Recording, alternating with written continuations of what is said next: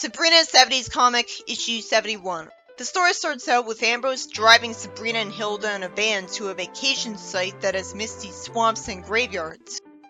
I don't like how the word Sabrina looks at the top of the page.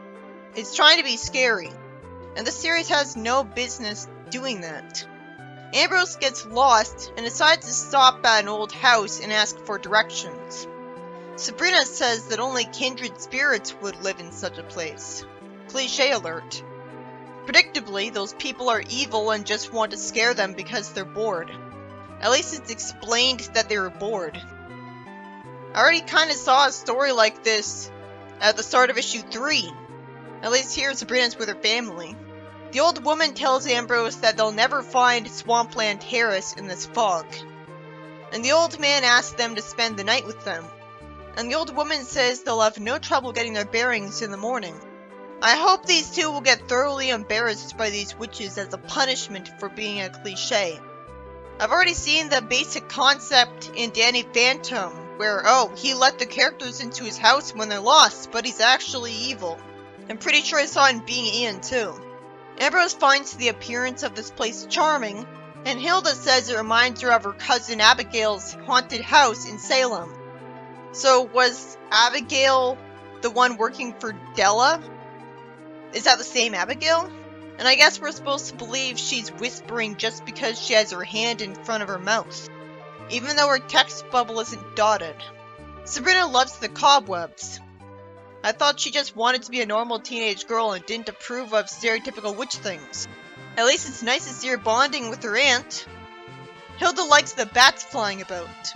After all, even if they did try to bite, they'd be easily dealt with. Ambrose shows off his room with pride for having his slimy monsters keeping him company by crawling out of the walls. I can't help but smile at his reaction. This is so interesting. Hilda says that they have gracious hosts, and Sabrina says they have class. Well, she has known she was a witch since she was a kid, and is already used to Hilda. Maybe it makes sense that she's like this because she was raised to be.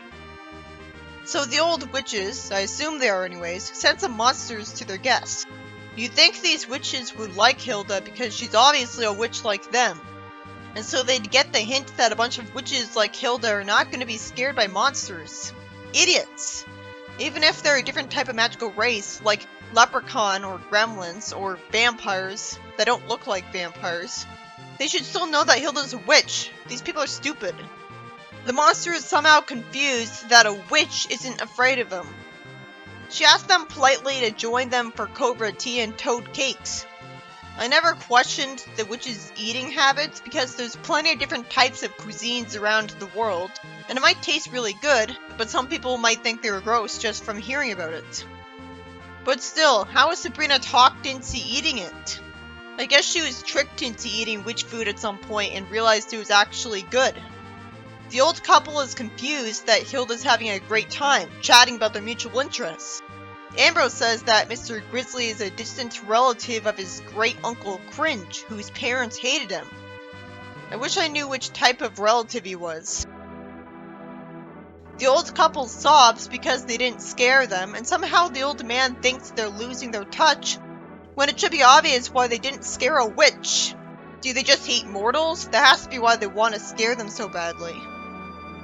It was nice of Sabrina to thank them for their hospitality.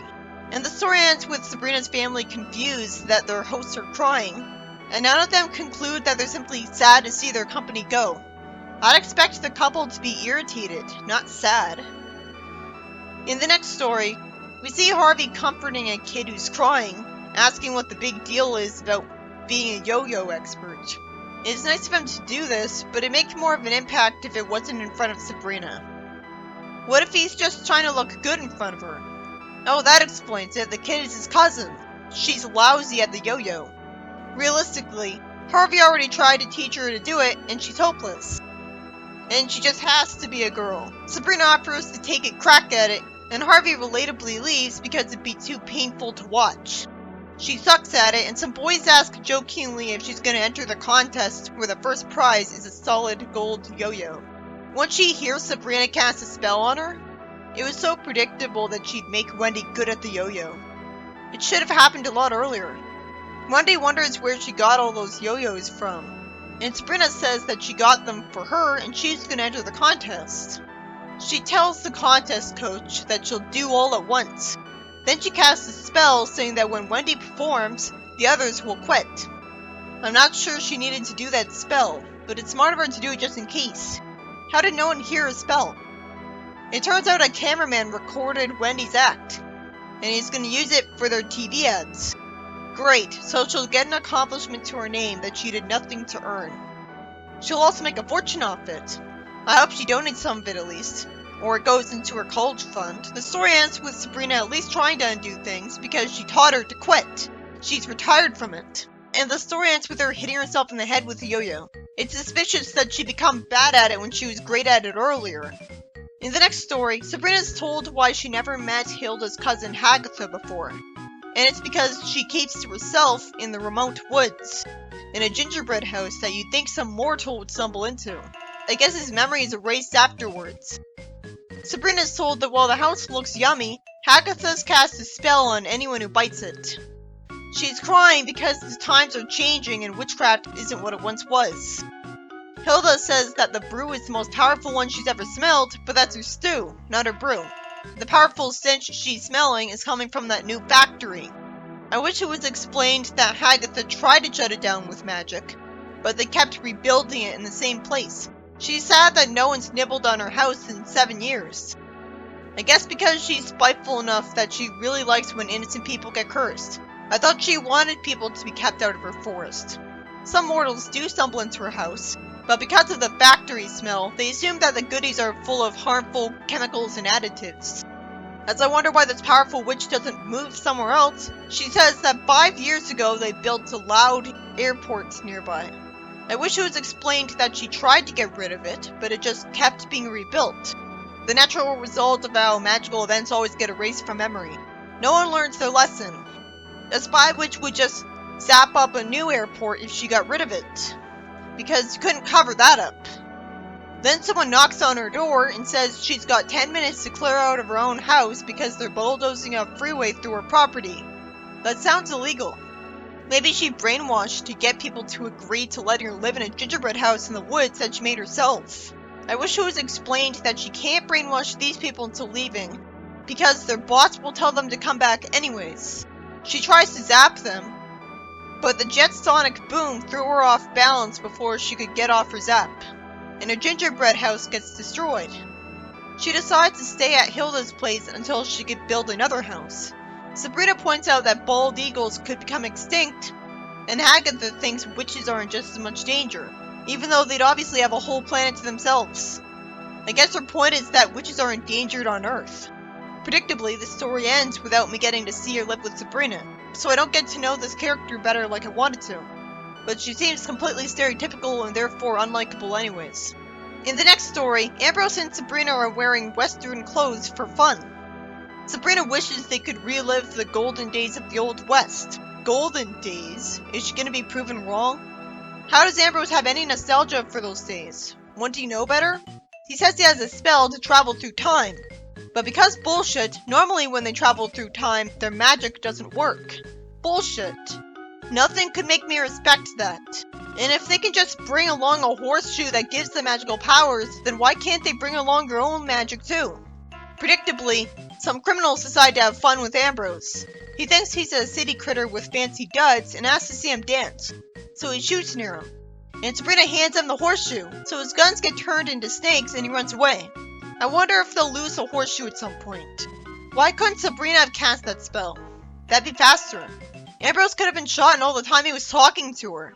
Then it turns out that Ambrose is being mistaken for a bad guy, so he asks if he's a card player, and Ambrose assumes they want entertainment and implicates himself, so they want to hang him, and Ambrose predictably lost the horseshoe and the blacksmith's using it to shoe a horse.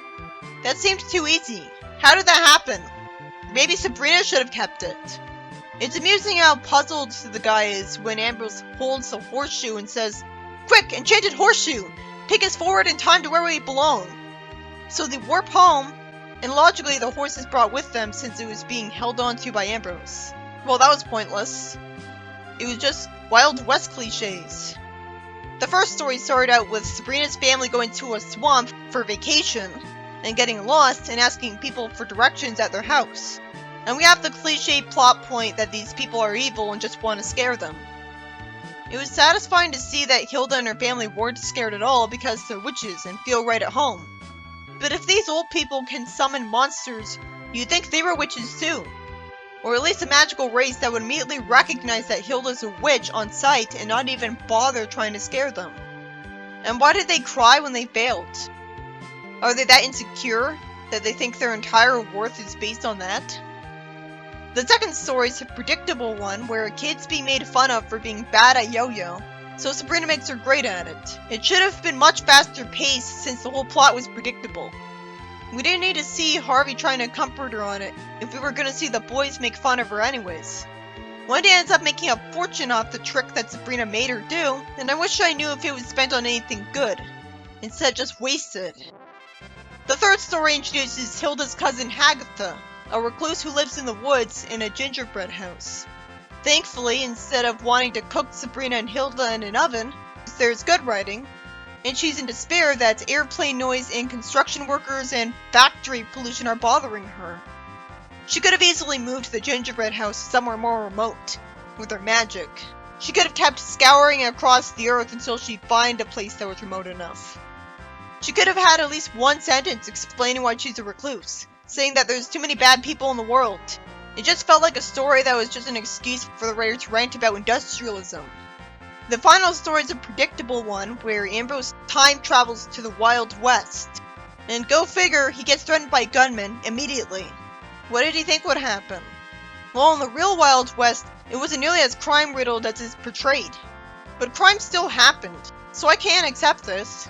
And maybe Ambrose knew it wasn't that bad, and that's why I thought it was okay to visit. Their magic being somehow restricted to a horseshoe didn't make a difference because they were always able to use it when they needed it. And it just wasted a few panels when he didn't have it in his hand. You'd think he'd always keep it in his hand, or on a necklace. I wish he explained why he wanted to go to the Wild West at all, because the only thing it's iconic for is gun crime.